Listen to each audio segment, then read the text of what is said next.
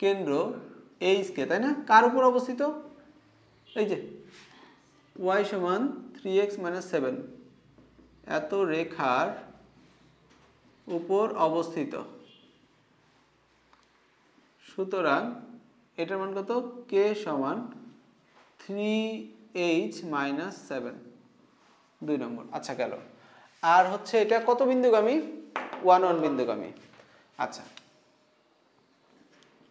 1 নং 1 1 বিন্দুগামী। তাহলে x এর জায়গায় কত বসাবো? 1 minus h whole square plus 1 minus k এর মান কত? একবার বসাই দিই 3h। খেয়াল কর এখন কিন্তু h এর পরে একটা প্লাস হয়ে যাবে। কি হবে? প্লাস। কারণ কি? মাইনাস ছিল, তার সামনে মাইনাস ছিল। এত সমান হচ্ছে 5/2। তাহলে হলো 1 minus 2h plus h square plus এখানে কত হচ্ছে 8 মাইনাস 3h তার হোল স্কয়ার, এত সমান হচ্ছে 5/2।